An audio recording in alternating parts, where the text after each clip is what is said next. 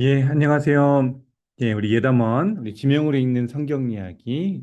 오늘은 두 번째 시간, 오늘은 요단강을 가지고 강의를 진행하려고 합니다. 이제 어제 또 우리 현장에서 이 강의를 잘 마쳤고, 오늘 이어서 우리 또 이제 온라인으로 강의를 녹화해서 이렇게 보내드리게 됩니다. 지난 시간 우리가 기억하였듯이 우리가 이제 성경에 나오는 여러 지명들을 가지고 그 지명 안에서 일어났던 성경적인 배경들, 역사들, 또 지도와 그림 등을 참고해서 우리가 성경을 조금 더 입체적으로 보는 시간을 이번 예담원을 통해서 진행하려고 합니다. 지난 수업 잘 참고하셨고 조금이라도 도움이 되셨기를 바라면서 오늘 또 이제 두 번째 시간 진행하도록 하겠습니다. 예, 오늘 우리가 살펴볼 이제 성경의 지역은 바로 요단강입니다. 요단강. 우리가 익히 많이 들어보았던, 그리고 이제 성경 안에서도 워낙 자주 등장하는 지역이죠. 우리 요단강을 살펴보기 이전에 먼저 요단강 지도를 좀 보면 좋을 것 같습니다. 어제 이 그림이 좀, 이 지도가 좀 너무 작아서 좀 잘 보이지 않는다라는 말씀을 하셨는데, 추후에 우리 현장에서 강의를 들으시는 분들이나 또 우리 온라인으로 수강하시는 분들은 제가 좀 다시 계속해서 저희가 사용해야 되는 지도이기 때문에 잘 좀 더 크게 확대해서 준비해 볼 수 있도록 하겠습니다. 우선 요단강은, 이게 이제 참 이스라엘의 지도인데요. 이제 예수님 당시에 이 이스라엘 지도를 나타낸 것입니다. 그래서 이게 유대 땅 그리고 위로는 사마리아, 우리가 뭐 성경에서 사마리아 여인 이야기 많이 나오죠. 그리고 특별히 유대라고 했을 때 지난주에 배웠던 베들레헴 그리고 성지, 또 이제 성지의 중심이라고 할 수 있는 예루살렘, 뭐 감람산, 베다니, 이런 지명들이 이제 성경의 주 무대가 되죠. 그리고 여기는 소위 말해서 이 요단강을 기점으로 서쪽에 위치한, 현재에도 이스라엘이 나라가 있는 지역이라고 볼 수 있습니다. 그리고 이 이스라엘과 다른 나라의, 현재로는 여기 이제 요르단이라고 하는 나라들이 있고, 예전의 시대로 이제 또 구약 시대로 따지면 이제 여기 오른쪽 지도에 있는 것처럼 에돔, 모압, 베레아 이러한 지역이거든요. 이 땅의 국경의 경계가 되는 것이 곧 요단강입니다. 요단강의 이제 이 지도를 조금 더 확대해서 보면, 요단강은 여기 이제 보시면 헤르몬산이라고 되어 있어요. 시편에서도 자주 등장하고, 그래서 이제 헐몬산이라고도 이제 얘기를 하는데, 만년설로 이제 뒤덮여져 있는 산입니다. 그래서 이 헐몬산에 이제 쌓여 있던 눈이 녹아서 이 눈이 녹은 물이 사실 요단강의 수원이 되는데요. 이 눈이 이제 흘러내려서 갈릴리 호수를 먼저 이루게 되고, 우리 이제 뭐 신약 성경에서는 뭐 갈릴리 바다, 갈릴리 호수라고 얘기를 하죠. 예, 그리고 이 여기에서 더 물이 내려서 요단강으로 쭉 물이 내려가다 보면 이 사해에 이 물이 이제 마지막으로 이제 고이게 됩니다. 어, 여기 옆에 보면은 이제 이 또 특별히 요단강의 특징, 또 사해의 특징이 무엇이냐면, 옆에 이제 서쪽에 있는 지중해, 그리고 이 땅보다도 해수면이 상당히 낮게 위치되어 있기 때문에 여기가 다른 지역보다 강이 상당히 낮은 위치에 있다. 그리고 이 헤르몬산에서부터 사해까지 이어지는 이 요단강의 총 길이가 약 250km 정도 된다고 합니다. 어, 그리고 이제 건기에는 이 요단강의 폭이 그렇게 넓지는 않아요. 추후에도 조금 있다가도 우리가 요단강 사진을 볼 텐데, 건기에는 뭐 평균적으로 한 30m? 그러니까 사실 강치고는 그렇게 폭이 넓지는 않죠. 깊이도 1m. 그러니까 그냥 뭐 성인의 한 허리 정도밖에 되지 않는 깊이지만, 이제 우기가 되었을 때는 이 폭이 상당히 넓어지고 뭐 한 1km에서 1.5km 정도도, 그리고 깊이도 3, 4m 정도까지 된다라고 합니다. 그러면 이제 이 요단강에 담겨져 있는 의미를 조금 우리가 한번 더 살펴보려고 하는데요. 요단강. 자, 요단강은 아래로 흐르는 것, 빨리 흘러내리는 시내라는 뜻이 있습니다. 그러니까 이 요단강이 이게 유속이라고 그러죠. 이 물이 흘러내리는 속도가 상당히 빠르다고 해요. 아까 전에 말씀드렸던 그 강의 특성 때문에도 그렇고, 산에서부터 내려온 물줄기가 상당히 빠르다라고 해서 이 요단강이라는 이름이 붙여졌다라고 합니다. 그리고 이제 성경에 언급된 요단강에서 이제 우리가 살펴보면, 특별히 구약 시대에서는 우리가 너무나도 잘 알고 있죠. 출애굽한 이스라엘 백성이 가나안에 들어갈 때, 이 가나안 땅에 들어갈 때 요단강을 건너게 됩니다. 잘 아시듯이 우리 이스라엘 백성들을 모세가 이끌고 나왔죠. 그리고 이제 홍해를 건너서 이제 이 요단강 동쪽에 있는, 그리고 이쪽에서 광야 생활을 하게 되는데, 요 결국에는 어, 홍해를 건너고 광야 생활을 하기까지의 지도자는 모세였지만, 결국 이들을 이끌고 가나안 땅으로 들어간 것, 이거 가나안 땅을 정복하고 가나안의 땅을 분배한 것은 그 다음에 지도자였던 여호수아가 이 일을 감당하게 됩니다. 어쨌든 이 모든 새로운 역사의 시작, 그리고 가나안 땅의 시작을 앞두고도 이 요단강이라는 중요한 지역을 건너게 된다라는 것. 자, 그리고 사사기에 보면 사사 기드온이 미드온 군대를 무찌른 곳이 바로 이 요단강 지역이었습니다. 또 열왕기하에 보면 아람 장군 나아만이 7번 목욕하여서 나병을 치료받았던 것도 바로 이 요단강입니다. 그리고 이제 신약 성경에 보면 이 신약 성경에서 언급된 요단강에서는 사실 이제 이 세례 요한, 예수님께서 오시기 이전까지 하나님의 선지자로서 정말 가장 왕성한 활동을 하고 또 많은 사람들의 존경을 받았던, 그리고 이제 우리가 성경에서도 알겠지만 주의 길을 예비하러 오신 바로 이 세례 요한의 주 무대가 요단강이었습니다. 그리고 더 또 우리에게 잘 알려져 있고 성경적으로 중요한 의미가 있는 것은 바로 예수님께서 세례를 받으신 곳이다라는 것.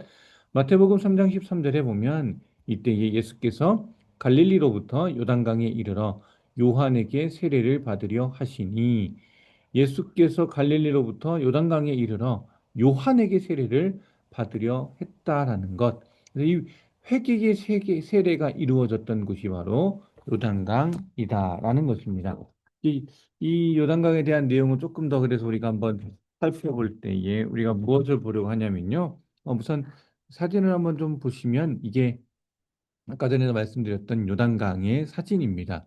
뭐, 이 그렇게 아주 생각보다, 뭐 서울에 있는 한강보다는 그렇게 넓지는 않죠. 하지만 우기가 되었을 때는 또 이 강의 폭이 또 다르겠죠. 그리고 물살이 빠르게 흘러내리는 요단강의 모습을 우리가 보게 되고요. 양옆으로는 뭐 잘 아시듯이 뭐 또 비옥한 땅이면서도 또 광야의 모습들도 가지고 보여지고 있습니다. 제 요단강의 상징성, 요단강이 그럼 성경 속에 나오는 이 요단강의 상징성이 과연 무엇일까?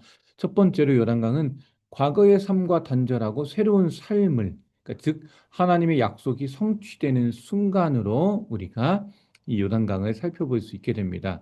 40년의 광야 생활을 마치고 이 약속의 땅 가나안 땅으로 가기 위해서 건너야 했던 땅, 그러니까 이 광야에서 생활을 다 청산하고 하나님이 약속하신 새로운 땅으로 가는 이 모든 상징을 가지고 있다라는 거죠. 그래서 예전 것들을 버리고 새로운 것을 받아들이는 것, 또 하나님의 약속이 성취되는 또 기억, 하나님의 약속이 성취되는 장소로서 우리가 이것들을 좀 살펴볼 수가 있습니다. 자, 그리고 두 번째는 죽음의 상징입니다. 죽음이나 현세의 삶을 마치고 영적인 세계, 천국으로 들어간다라는 것을 의미합니다. 그래서 찬송가에도 보면 이 요단강이라고 하는 가사가 참 많이 등장합니다. 특별히 우리 이제 장례식에서 찬송을 많이 부르는 찬송가 606장, 606장이죠. 해보다 더 밝은 저 천국에 보면 후렴부에 며칠 후 며칠 후 요단강 건너가 만나리라고 하는 이 찬송의 가사가 나오는데 결국 이전 것들, 이제 예전의 것들을 또 다 마무리하고 새로운 세계, 영적인 세계, 천국으로 들어가는 것을 또 기억하면서 또 소망하면서 이 찬송가를 우리가 많이 부르고 있죠. 그래서 우리가 이 요단강의 상징을 이렇게 기억해 보면 좋겠다 생각을 합니다. 자, 이어서 살펴볼 것은 자, 이제 하나의 그림을 좀 우리가 보려고 하는데요. 자, 이 그림은 목사님께서도 이렇게 좀 자주 언급하는 화가이죠. 화가인데 렘브란트, 우리가 너무나도 잘 알고 있는 이 렘브란트 화가가 그린 세례 요한의 설교라고 하는 그림입니다. 현재는 뭐 여기 나와 있듯이 베를린 국립회화관에 이제 전시되어져 있는 그림인데요.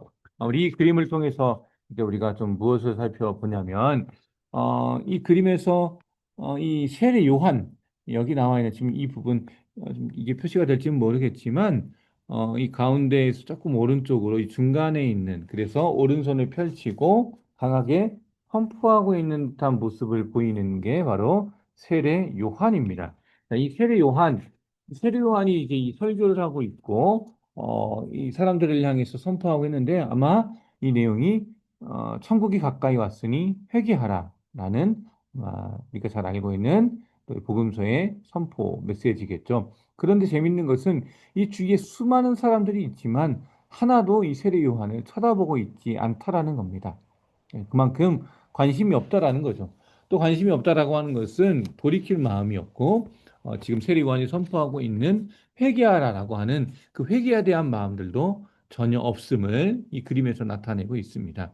그리고 이 세례 요한 옆으로 여기 가운데 가장 밑에 있는 여기 있는 이 두 사람을 좀 주목해 보면 대제사장 같은 사람으로 이제 이 거룩한 제사장의 복을 입고 있는 대제사장 같은 사람들인데 이들 또한 지금 세례 요한을 전혀 바라보고 있지 않고 등을 돌리고 돌아가고 있는 모습을 보여주죠.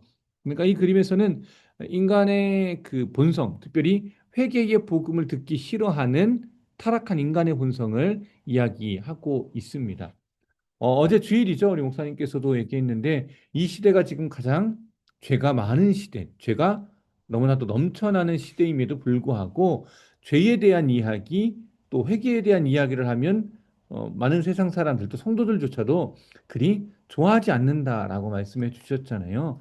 마찬가지로 사람은 그런 얘기를 듣는 것은 이렇게 좋아하는 것 같지 않습니다. 오히려 그냥 좋은 얘기, 듣기 좋은 얘기, 뭐 축복받고 잘 되고 또 은혜 충만한 물론 그것이 나쁘다는 것은 아니지만 그래도 모든 신앙생활의 시작은 또한 우리가 진짜 예수님을 만나고 예수님과 함께하는 삶을 살아갈 때에는 내 것을 버리고 내 안에 가득한 죄를 던져버리는 회개의 작업이 꼭 필요하거든요. 그래서 예수님께서도 세례 요한에게 세례를 받음으로 실질적인 공생애의 삶을 시작하십니다. 이게 정말로 중요한 신학적 메시지를 받고 있는데요. 이후에 이어서 이 내용을 좀 살펴보려고 합니다. 자, 먼저 마태복음 3장 13절에서 17절까지의 말씀을 우리 지금 강의를 듣는 분들은 한번 같이 좀 보시면서 그 내용을 가지고 좀 살펴볼 텐데요. 이건 이제 세례 요한으로부터 예수님께서 세례를 받으시는 내용입니다. 자, 그리고 거기에 나와 있는 이제 그 배경이 되는 것이 바로 이것이죠. 예수님께서 세례 받으신 세례터입니다. 현재에도 지금 이곳은 성지 순례로 많은 분들이 가고 있고요. 그리고 가보신 분들도 이미 있으시겠지만 카스투엘 야후드라고 하는 곳으로 이스라엘과 요르단 이 요단강 중점으로 지금 현재 이스라엘과 요르단이 나라가 이제 접경국에 같이 있는데 이 두 곳에서 동시에 이곳을 이제 각자의 방향에서 갈 수 있게 되는데요. 자, 예수님께서 세례 받으신 세례터로 현재로 지금 존재하고 있다. 그리고 이제 요단강 동쪽에 위치한 세례 요한 기념 교회가 있습니다. 그래서 이 마태복음 3장 13절에서 17절까지의 이 내용을 좀 우리가 볼 텐데 예수님께서 세례를 받으시는 내용이 나오고 특별히 예수님께서 세례를 받고 나오셨을 때 이제 생겼던 변화가 있습니다. 어떤 현상이 있습니다. 그 특별히 이것을 이제 세 가지 현상으로 우리가 좀 보는데 그것도 또한 바로 좀 이따가 살펴볼 거고요. 자, 세례 요한이 베풀었던 세례를 가지고 우리가 또 살펴볼 수 있는 게 첫 번째로 예수님께서 과연 세례를 받으셔야만 했느냐라는 겁니다. 세례 요한도 예수님께서 나에게 세례를 베풀라라고 하셨을 때 거부하셨거든요. 왜냐하면 내가 세례를 베풀 수 있는 분이 아니다라는 걸 세례 요한은 누구보다도 잘 알았습니다. 그럼에도 불구하고 예수님은 나 또한 세례를 받고 시작한다.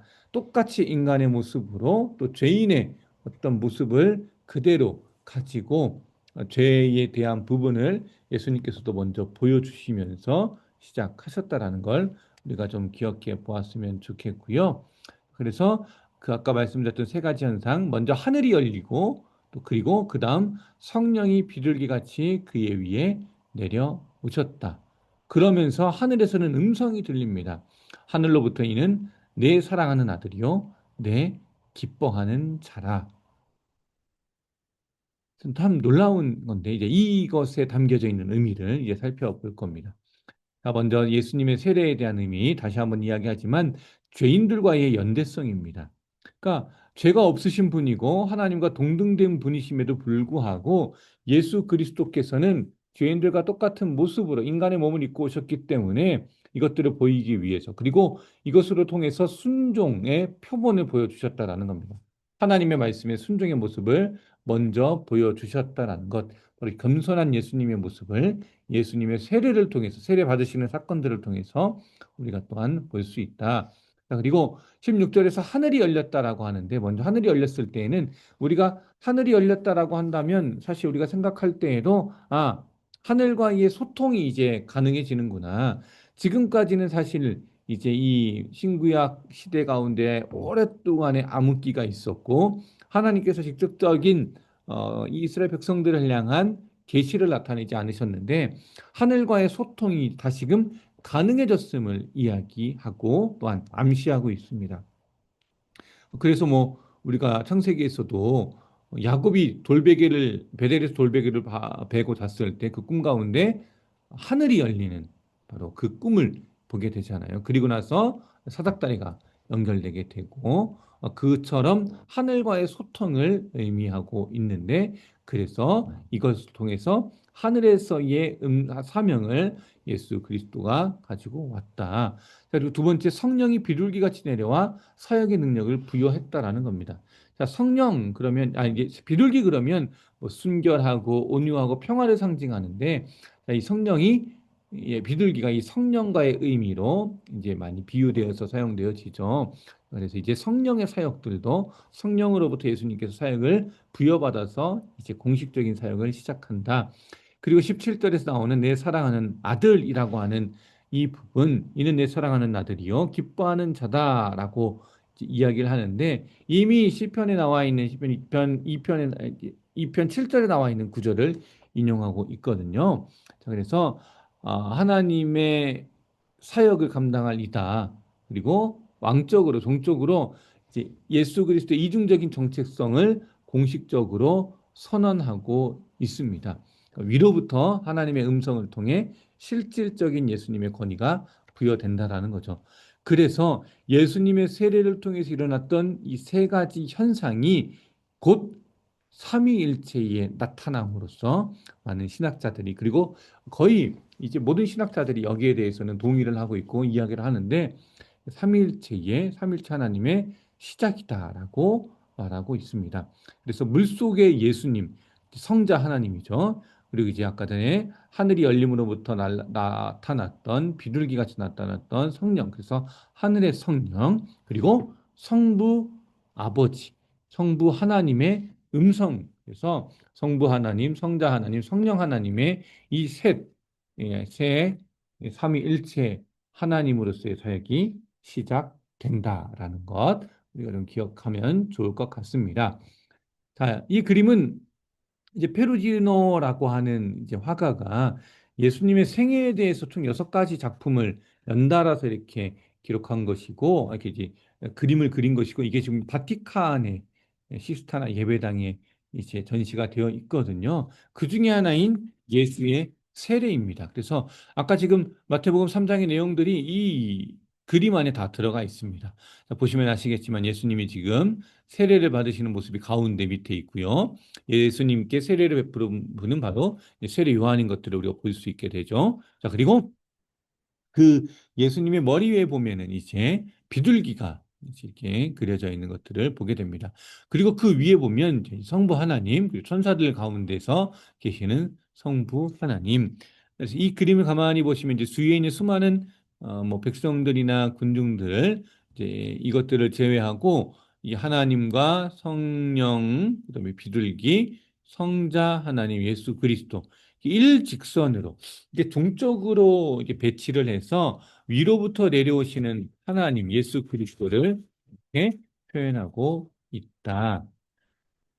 자, 오늘 강의를 통해서 이제 살펴본 특별히 요단강에서 일어났던 세례의 사건 그리고 이전에 구약에서 존재했던 이 요단강을 통해서 우리가 좀 잠시나마 좀 묵상해 볼 수 있는 것은 무엇인가?